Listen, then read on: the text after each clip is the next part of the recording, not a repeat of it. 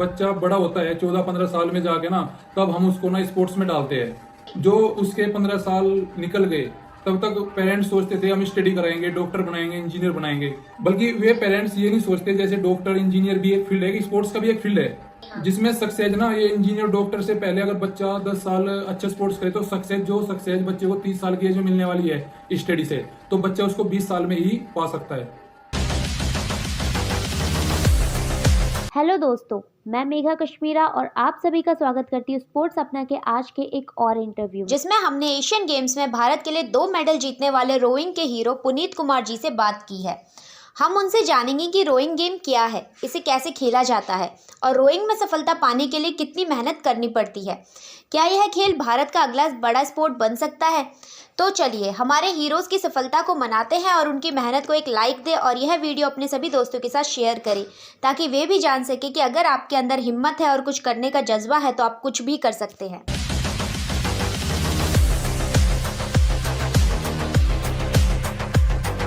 मेरे को मेडल जीतने के बाद बहुत प्राउड फील हुआ और बहुत खुशी हुई। जिस चीज़ के लिए मैं 4 साल से दिन रात मेहनत कर रहा था, मुझे उस चीज़ का फल मिल चुका था। बट थोड़ा मैं अनकंफर्टेबल फील कर रहा था क्योंकि मैं गोल्ड नहीं ले पाया जो मेरा सपना था। जी, कोई नहीं, नेक्स्ट टाइम अच्छे से होगा। जी मैम, होगा, पक्का होगा। जी, रोइंग आमतौर पर एक टीम खेल होता है। क्या आप हमें अपने सहयोगी टीम के साथ आपकी साझेदारी के बारे में बता सकते हैं और रोइंग में टीम वर्क कितना महत्वपूर्ण है? मैम, रोइंग में टीम वर्क ही महत्वपूर्ण है। बिना टीम वर्क के रोइंग में कोई भी बोट या कोई भी इवेंट और क्रू नहीं जीत सकता। रोइंग में मैम क्या होता है, रोइंग गेम ही क्रू कॉम्बिनेशन का होता है। रोइंग में जब तक ब्लेड की पानी में एंट्री और फिनिश नहीं मिलेगा तो बोट का मूवमेंट नहीं आता, जिससे बोट की स्पीड नहीं बन पाती। अगर हमारी फोर में ब्रॉन्ज मेडल था, हम अपनी फोर को ले लेते हैं। हमारे बीच जो क्रू कॉम्बिनेशन था ना, हमारा क्रू पिछले साल 2022 से फिक्स था। हम 4 बंदे फिक्स थे क्योंकि हमें कोई मार नहीं पाया इंडिया में 4 के अंदर। तो मैम हमारी जो टाइमिंग थी और हमारा जो माइंडली मिलाव था ना, वो इतना स्ट्रोंग था। हम एक दूसरे को अच्छे से समझने लगे थे कि हमें रेस में किस बंदे को कहाँ पे सपोर्ट करना है, जिससे हमें बहुत फायदा मिला। आप अपने बचपन के बारे में थोड़ा बताइए। क्या बचपन में आपको पता था रोइंग के बारे में? कब जाकर आपको लगा कि नहीं, मुझे रोइंग खेलना है? मैं 2014 में कबड्डी से भर्ती हुआ था। आर्मी ज्वाइन की थी मैंने। मैं वैसे गेम तो मैं कबड्डी बचपन से कर रहा था। 2010 से कबड्डी खेल रहा था मैं, और 14 में मैंने आर्मी ज्वाइन की। तो उसके बाद फिर मैं आर्मी ज्वाइन करने के बाद फिर मेरे को सेंटर से रोइंग होती थी हमारे सेंटर में, Bombay engineer group and centre Pune. तो फिर मैंने वहां से अपनी रोइंग की शुरुआत की। आपने एक वीडियो शेयर किया था जिसमें आपके सारे दोस्त और फैमिली वाले आपके जीत को सेलिब्रेट कर रहे हैं। जी। तो क्या जब आपने ये गेम स्टार्ट किया था तब भी उनका यही सपोर्ट था? मैम, मेरी फैमिली का हमेशा मेरे साथ बहुत अच्छे से सपोर्ट रहा है। जब से मैं रोइंग में अपने करियर की शुरुआत की है, मेरी फैमिली ने मेरे को बहुत सपोर्ट किया है। एक वर्ल्ड क्लास रोइंग प्लेयर बनने के लिए कितनी मेहनत करनी पड़ती है? एक दिन में आपको कितनी ट्रेनिंग करनी पड़ती है? मैम, अगर हम इंटरनेशनल में कंपटीशन कर रहे हैं, इंटरनेशनल में हमें मेडल का सपना लेना है, तो हमें एक दिन में 6 घंटे तो ट्रेनिंग करनी ही होगी।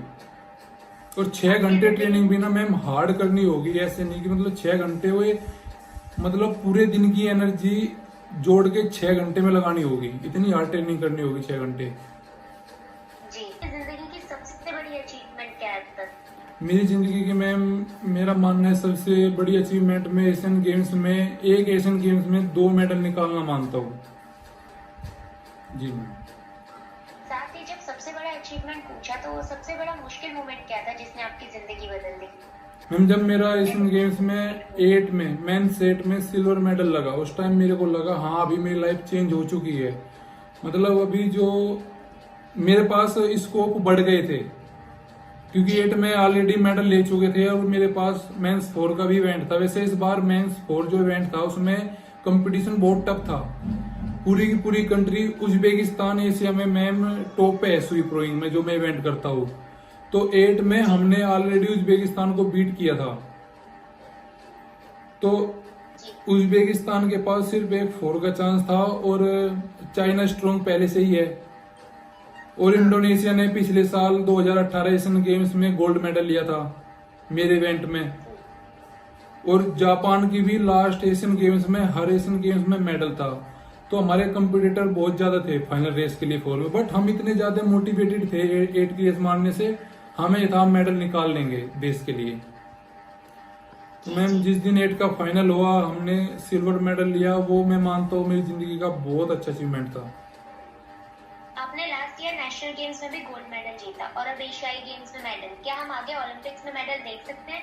हाँ मैडम, पक्का देखेंगे मैम। नवंबर से ओलंपिक कैंप शुरू है हमारा। अभी उसमें जाके हम जो मतलब कमियां हुई है, जो हमें जरूरत है कि हमें ये करना चाहिए, उसके लिए हम फोकस करेंगे और मेहनत करेंगे। हमारी गवर्नमेंट लगातार अच्छा काम कर रही है, बाकी एथलीट को भी सपोर्ट किया जाए। आपको क्या लगता है हम कब जाकर अमेरिका जैसे नेशन बनेंगे कि हम सारे खेलों में देश को मेडल जिता सकें? मैडम उसके लिए हमारी जो कंट्री की पॉलिसी है ना, हम जब बच्चा बड़ा होता है 14-15 साल में जाके ना, तब हम उसको ना स्पोर्ट्स में डालते हैं।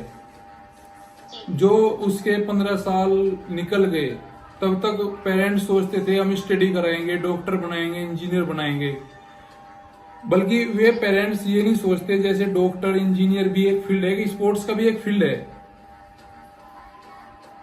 जिसमें सक्सेस ना, ये इंजीनियर डॉक्टर से पहले अगर बच्चा 10 साल अच्छा स्पोर्ट्स करे तो सक्सेस बच्चे को 30 साल की एज में मिलने वाली है स्टडी से, तो बच्चा उसको 20 साल में ही पा सकता है। बट वो पेरेंट्स को ध्यान देना चाहिए कि बच्चे को एक, जैसे कि हम एजुकेशन पे ध्यान देते हैं, स्पोर्ट्स पे भी ध्यान देना चाहिए। जब पेरेंट्स बच्चे पे स्पोर्ट्स को करियर मानने लगेंगे, तब हम यूएसए की बराबरी पे चले जाएंगे। आपको पता है हमें और देश के बहुत सारे लोगों को रोइंग के बारे में 2 साल पहले टोक्यो ओलंपिक में अर्जुन लाल जाट जी को देखा, जब जाकर इस गेम के बारे में पता चला। जी मैम। और आज आप लोगों की मेहनत से सारे देश को पता है। कैसा लगता है आपको जब सारा देश आपके लिए दुआ करता है? मैम जब हमारी मतलब हीट रेस हुई थी, रेफर चार्ज हुआ था, सेमीफाइनल हुआ था, तो उस टाइम ना इस बार सबसे ज्यादा सपोर्ट हमें मीडिया ने किया है। पहली बार मीडिया ने रोइंग को पब्लिक किया है, सबके सामने लेके आया है।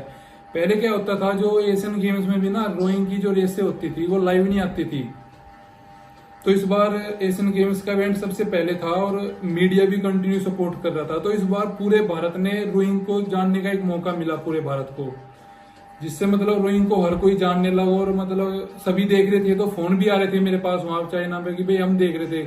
तो जब उस टाइम पे हम स्टार्ट पॉइंट पे हमने बोर्ड लगाई थी, हमारे मन में ये था कि हमें हमारा पूरा देश देख रहा है, तो हमें उसके लिए मरना है, करना है, हमें करना ही होगा। तो वो फीलिंग आई हमें बहुत, मतलब एक जो मोटिवेटेड वाली फीलिंग आती है ना, वो फीलिंग हमने फील की है इस बार। जी, क्या आप रोइंग गेम के बारे में बता सकते हैं कि ये क्या है, कैसे खेला जाता है? इसके बारे में डिटेल से बताएंगे ताकि हमारे आज के यंग बच्चे भी जान सके कि रोइंग एक स्पोर्ट्स है। मैम रोइंग गेम में ना 6 इवेंट होते हैं, जिसमें single scull, double, men's pair, men's 4, men's 8 और मेंस क्वार्टर पूल होते हैं। मेंस सिंगल में एक बंदा, एक लड़का, एक प्लेयर, और डबल में 2 प्लेयर और एक पेयर होती है, उसमें 2 प्लेयर और 4 में 4 प्लेयर, 8 में 8 प्लेयर। तो ये अलग अलग इवेंट है और इसमें 2 किलोमीटर की रेस होती है। रोइंग गेम में आपको कोई रोल मॉडल है इंडिया या बाहर देश का? मैम रोइंग में मेरा बाहर देश में रोल मॉडल है ओलिवर, जर्मनी का स्कलर है मैम, सिंगल स्कलर है वो, ओलंपिक में मेडलिस्ट भी है और वर्ल्ड चैंपियनशिप में 5 गोल्ड मेडल है उसके। मैं उसको मानता हूँ अपना, मैं उसको देखता हूँ, फॉलो करता हूँ मैं उसको। अपने खेल को छोड़कर आपकी कोई रोल मॉडल है और क्यों? उनसे आपको क्या सीखने को मिला? मैम मेरा रोल मॉडल स्पोर्ट्स से अलग मेरा बड़ा भाई है सुमित। उसने मतलब हमेशा ना एक घर का जो जिम्मेदार होता है ना, एक मतलब परिवार का जिम्मेदार होता है, जिम्मेदारी मतलब उसने मेरे को ना हमेशा मोटिवेट किया और मेरे को ना समय समय पे सपोर्ट दी है। तो मैं उसको भी रोल मॉडल मानता हूँ, मैं उसको फॉलो करता हूँ मैं अपनी लाइफ में। रोइंग एकमात्र ऐसा खेल है जिसमें प्लेयर्स को पोडियम पर खड़ा नहीं किया जाता जब उनको मेडल दिए जाते हैं, तो ऐसा क्यों? आप क्या इसके बारे में बताएंगे? मैम पोडियम पे खड़ा किया जाता है, लेकिन पोडियम की जो वे होते हैं ना वो रखे नहीं जाते, बिकॉज अगर हमें पता है सिंगल जो एथलीट्स मतलब मैक्सिमम जो प्लेयर होते हैं ना वो सिंगल के साथ कम्पिटिट करते हैं। तो हमारा रोइंग जो गेम है ना वो डबल इवेंट मतलब अलग अलग इवेंट्स है, किसी में सिंगल है, डबल है, पेयर है, 4 है, 8 है। तो 8 बंदों के लिए वो पोडियम नहीं बना सकते। तो उसके लिए उनको बहुत स्पेस चाहिए और वो मतलब कंफर्टेबल नहीं रहेगा प्लेयर्स के लिए भी और जो ऑफिशियल है उनके लिए भी। जी। आपको अगर बच्चों को कोई एडवाइस देना हो तो आप क्या दोगे, जो ये गेम खेलना चाहते हैं, जिंदगी में कामयाब होना चाहते हैं? मैं बोलना चाहूंगा जो भी बच्चे रोइंग करना चाहते हो, बहुत अच्छा स्पोर्ट्स है और मतलब फ्यूचर बनाने वाला स्पोर्ट्स है, जिसकी मदद से अगर बच्चा 3 साल दिल लगा के अगर ट्रेनिंग करेगा तो वो एशियन गेम्स के ओलंपिक तक भी जा सकता है। इसमें कोई ज्यादा दिमाग की जरूरत नहीं, बस जोश, उमंग और मेहनत चाहिए और मोटिवेशन चाहिए। जैसे कि और गेम हो गए जिनमें 10-10 साल में भी बच्चा आगे नहीं निकल पाता, तो रोइंग गेम ऐसा है जितनी मेहनत करोगे उतने ही आगे निकलोगे। जी। जी मैम।